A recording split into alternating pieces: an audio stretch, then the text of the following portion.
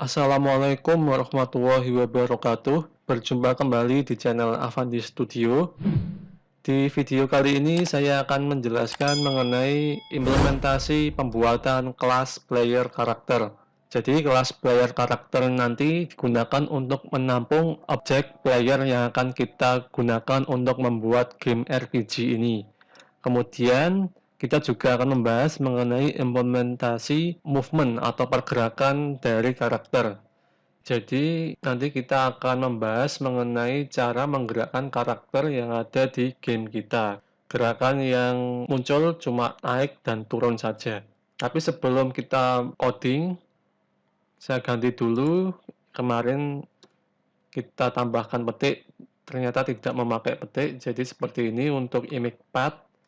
Image path-nya tanpa petik ya. Oke, langsung saja kita buat implementasi kelas player karakter. Jadi kelas player karakter ini merupakan subkelas. Superkelasnya adalah game object. Jadi kelas player karakter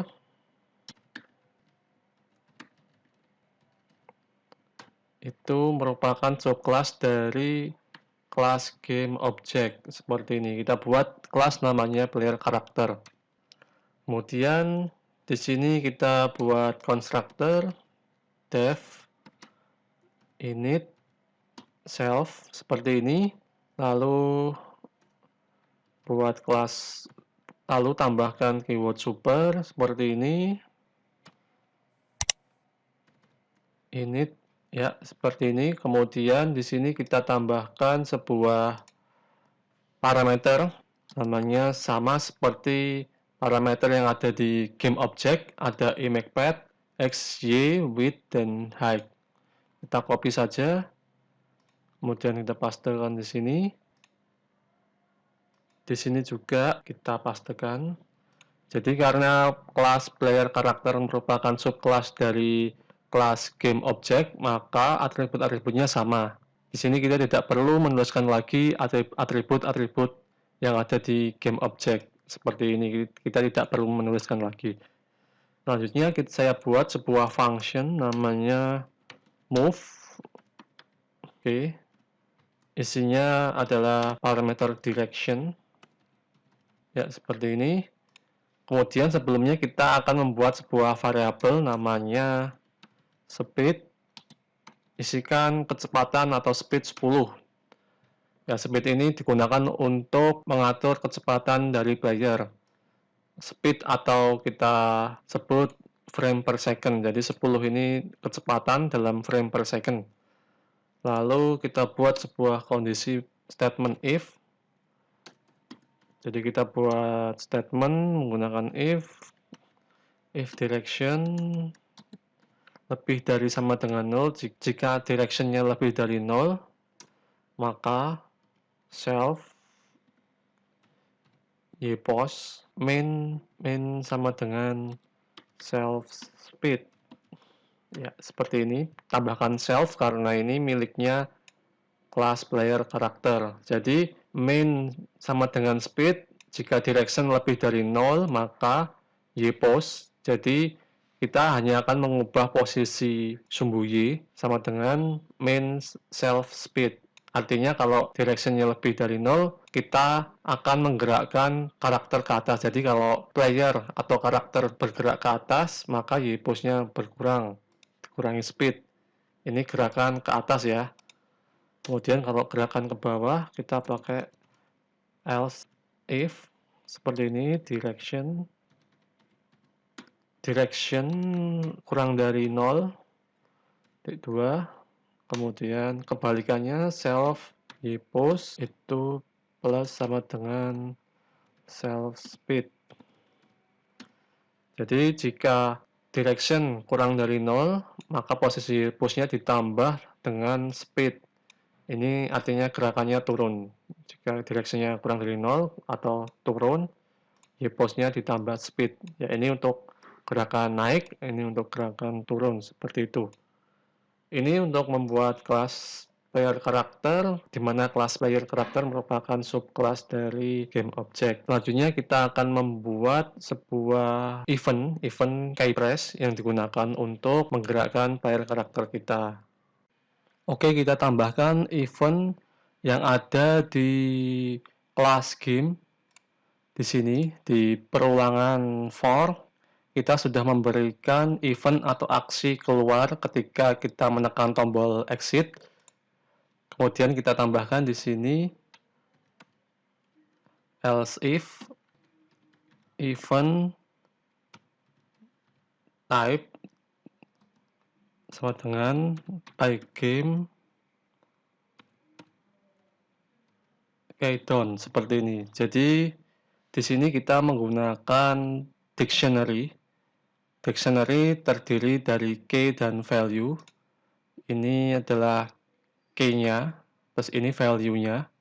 Jika kita menekan tombol down, maka akan dilakukan aksi player akan turun. Kemudian jika kita memberikan event type sama dengan pygame key up, maka player akan bergerak ke atas seperti itu. Di dalam keydown itu kita tambahkan lagi sebuah kondisi if event key sama dengan pygame key underscore up seperti ini, maka direction sama dengan 1. Kemudian else if event key sama dengan pygame titik k underscore down seperti ini, direction sama dengan main 1 seperti ini jika tombol up atau tombol naik diklik, maka direction akan berubah menjadi 1, player akan naik. Kemudian jika tombol turun ditekan, maka direction main 1 negatif, maka player akan turun. Jadi ini adalah event atau aksi yang dikenakan pada player. Tombol up atau tombol atas digunakan untuk player naik ke atas, directionnya sama dengan 1, kemudian tombol down atau turun, directionnya min 1, player akan turun. Kemudian pygame key up, kita berikan sebuah kondisi seperti ini. Event key sama dengan pygame titik key up or event key sama dengan pygame key down seperti ini, maka aksinya direction sama dengan 0. Jadi kalau misalkan player diam, player tidak melakukan aksi, maka direksinya 0. Ya, seperti ini. Ini event yang diberikan ketika kita menggerak-gerakkan player. Gerakannya cuma naik atau turun. Kemudian di sini saya akan membuat sebuah variabel yang sudah kita buat sebelumnya. Di sini kita sudah membuat kelas player karakter. Kemudian di sini saya buat variabel atau objek. Saya buat objek player karakter, nama objeknya sama dengan kelas player karakter. Kemudian di sini kita berikan gambar playernya. Gambar player saya ambil dari aset, kemudian player atau pemain.png seperti ini. Kemudian kita lihat di kelas player karakter, di sini terdiri dari image, kemudian x, y, width, height. Image sudah kita tambahkan, kemudian kita tambahkan nilai x, y, width, dan height-nya. Ya, di sini kita tambahkan x-nya 375, kemudian y-nya 700, lalu ukuran width-nya 50, ukuran height-nya 50. Jadi ini koordinat x, y-nya tepat di tengah ini nantinya. Kemudian ini ukuran playernya, ukuran pemainnya. Seperti itu. Kita tambahkan sebuah pemanggilan. Jadi kita memanggil objek player karakter. Kemudian kita panggil method move atau function move, isinya parameter direction. Kemudian layer karakter, kita panggil function draw, self, game screen. Ya, seperti ini. Jadi ini game screen digunakan untuk menampilkan game. Move direction digunakan untuk memberikan aksi pada player atau pemain. Seperti itu. Sekarang kita coba, kita run, apakah terjadi error atau tidak. Kita run. Terjadi error hari ini karena kita belum menambahkan variabel direction. Variabel direction ini berfungsi sebagai lokal variabel. Kita harus tambahkan variabel direction ini di dalam function run game loop. Tambahkan direction.